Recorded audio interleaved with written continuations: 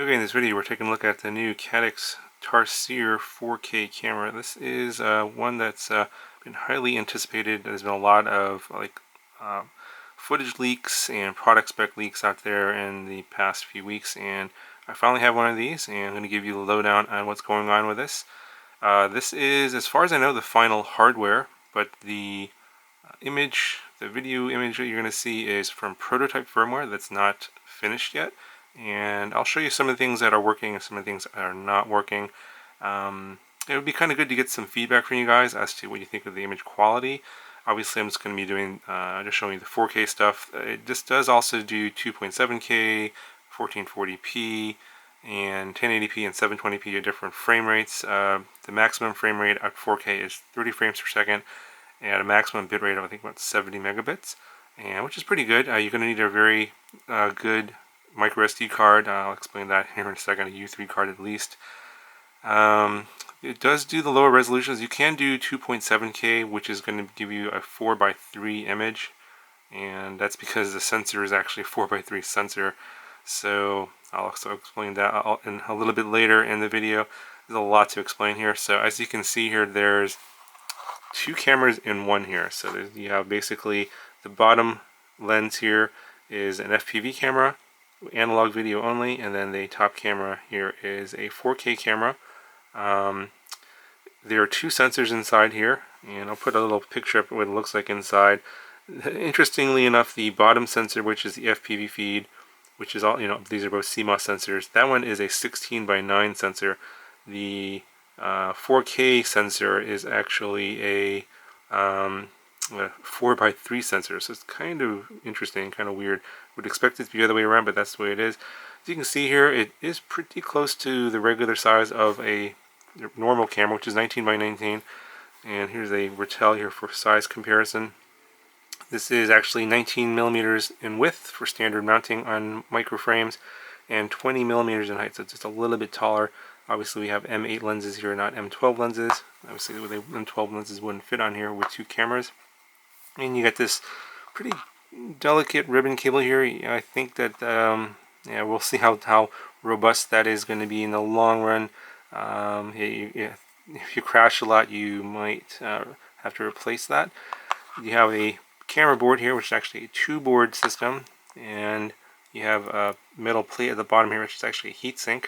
The board here is 29 millimeters by 29 millimeters. M2 mounting holes there, so you can see you got two buttons here, and you have this little antenna here, which is actually a Wi-Fi antenna, and that's the only way to control the 4K camera. So it looks like it's one camera. It's actually two completely separate cameras. So the analog FPV camera, obviously I think the signal is fed in through here and then comes out through this cable here, standard size here, although the plug here is a smaller plug now. It's a 1mm plug instead of 1.25mm plug that was on the Turtle, and that sends out analog video. And you can control the settings of the analog FPV camera traditionally via the joystick controller, but it doesn't control any of the settings on the 4K camera, which is totally separate. The only way to control the settings on the 4K camera is to connect via Wi-Fi and use the smartphone app. I do have that working on Android. Sorry, you iPhone guys, I don't have an iPhone and I haven't tested that, so I won't be able to answer any questions about Macs or iPhones because I don't use that product or any Apple products at all. So you have to find some other way of answering those questions because I don't know how to answer those. What's really interesting about this setup here is I think they've taken the idea of where people were complaining about the analog feed from the Turtle with the latency issues and the pixelation, and people were actually using the Turtle for HD video and then a separate FPV camera for analog video, and of course that does add a bit more weight. So let me just show you what the weight differences are here. So I take the wiring off, and it's kind of interesting that they're going with the all-in-one setup here. So this does save a little bit of weight. Okay, so Tarsier here, so about 19.6 grams altogether. And if you take a, say like a regular, like I say, there's a Caddx Retell camera, and then if you put that together with a Turtle, this is the Turtle V2, and that's coming in at about 24.4 grams. So roughly you're saving about 5 grams of weight, and of course you're getting 4K video now instead of 1080p video. And it's a little closer look at the board itself. So in addition to the plug there, which is going to give you your video out, which is your FPV feed, plus your control joystick, you can also connect up here. It is powered 5 to 12 volts. It says 13 volts in here, but the product specs I think is 12 volts.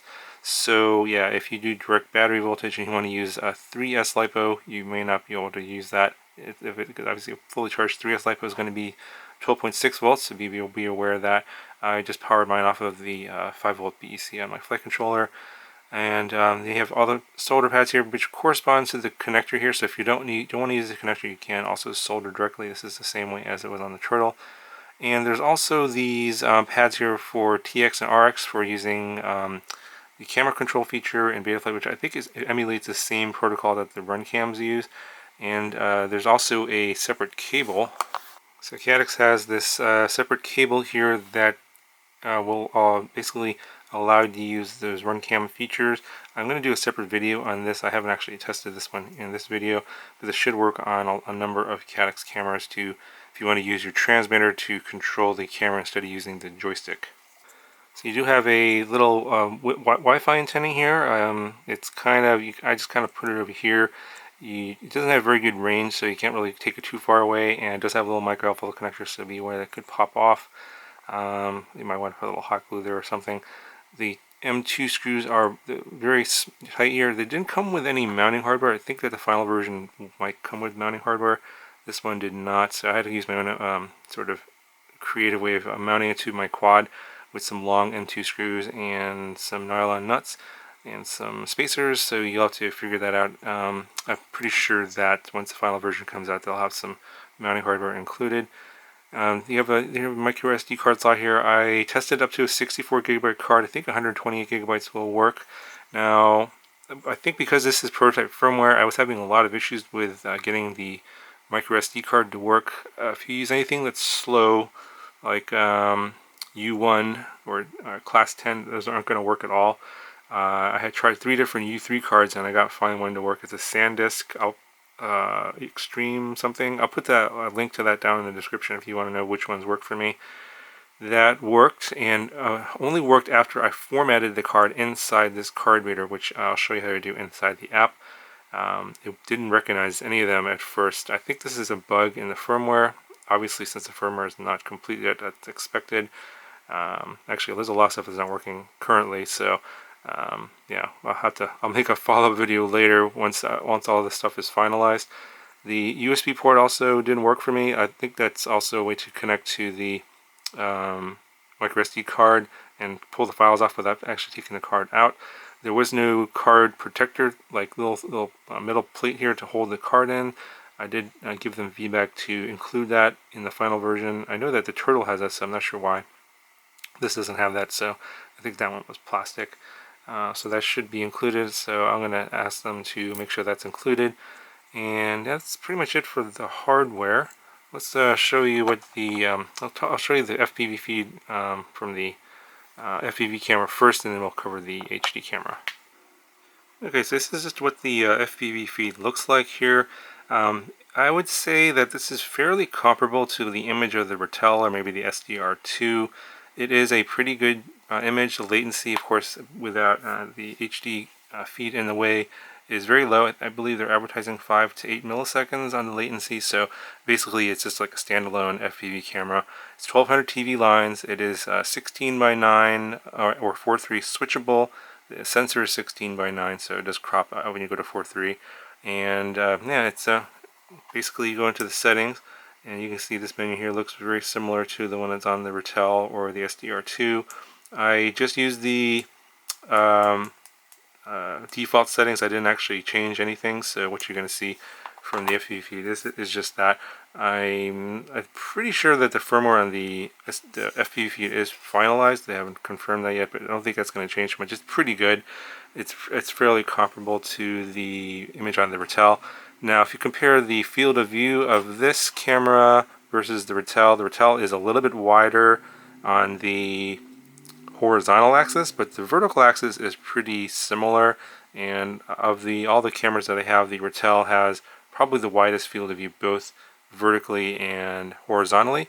So in terms of flying and using the FPV camera for flying, I felt that the vertical field of view was totally fine and very acceptable. It's comparable to the Predator or the Bertel or something similar in that category. And of course the image is, it's a very solid image here. As you can see, it's very hard to show you on just a monitor, but in the goggles, no issues at all. Good color reproduction and a very sharp image in the goggles. I was using a Fat Shark Dominator V3 on 16.9, but of course this is 16.9 native, so it looks really good for me. For those of you guys with 4.3, I don't have a 4.3 goggle, so I can't really give you too much feedback on that. Okay, so I'm going to show you how to get into the settings via the smartphone app for the 4K camera. We'll go over that now. So I powered it down. I have a little microSD card in here. On mine, it auto records on power up, so I'm going to just go ahead and power this back up again. And I'll show you that it will start auto recording. There's a red light over here. So there's a red light over there. It's kind of hard to see, so it's blinking now. That means it is recording. And it does that for me when it first powers up. In the settings, I didn't see a way to change that, so it just seems like it just auto records in the current firmware. If you want to stop the recording, you press this button here on the right, which is actually the Wi-Fi and record button. The button on the left is actually the on-off button.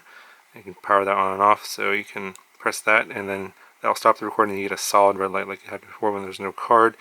And if you want to turn the camera off, you just long press the on-off button, and it'll turn it off, and of course the light will go off. To get to the camera settings, you have to turn the Wi-Fi on. There's a little green light over on this side, which is not turned on right now. To turn on the Wi-Fi, you have to long press the Wi-Fi button for about 8 seconds. So I'm going to hold that down, and then we should see a blinking green light here shortly. Okay, there we go. So there's a green blinking light. So now that means that the Wi-Fi is actually turned on. We can now connect to the camera board from our smartphone app.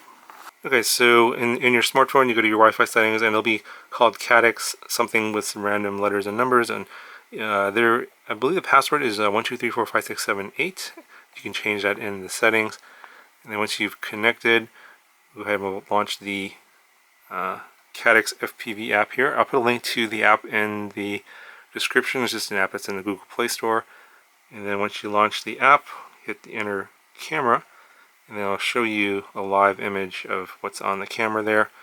You can see there's quite a bit of latency over the Wi-Fi. And in my camera here, for whatever reason, it was defaulted to loop video here. So I changed it to normal video. There's also other modes here like time-lapse, slow motion, video and photo. Some of these modes weren't working correctly, so as I said, prototype firmware, but I just wanted to get regular normal video. I didn't really care about these other features, at least for now. So make sure you change it to normal video, and then you go over here to your settings. Okay, so these are all the settings in here that are available. Some of the things that weren't working were this thing called LDC and EIS. I think EIS is the hardware shake or anti-shake, they're calling that feature. That these were not working, so wasn't able to test that. You're able to select 3 different bit rates. There's high, middle, and low. And for 4K, the high bit rate was around 70 megabits. Middle was around 52, and I think low was around 40 something. I didn't actually test the low at all. And there's actually 2 different codecs you can use. There's H.265 and H.264. The main difference between the two is that H.265 uses less, the file sizes are smaller. It's a different codec. I didn't notice too much difference between the two, and what you're going to see is mostly going to be H.264, because that's just easier for my editor to handle. So just keep that in mind. But H.265 seemed fine as well. The different resolutions you can get here are 4K 30, 2.7K 60, 1440 60, 1440 30, and you have 1080 90, and 1080 60, 1080 30, and 720 120 frames per second. So those are the different ones you can get. The 2.7K 1440p resolutions are all using the full sensor of 4.3. So I suppose if you want to get the larger field of view of the 4.3 sensor, you could do the 2.7K 60 and then do some post-processing to make it kind of look like Super View. I think there's some videos out there that will show you how to do that.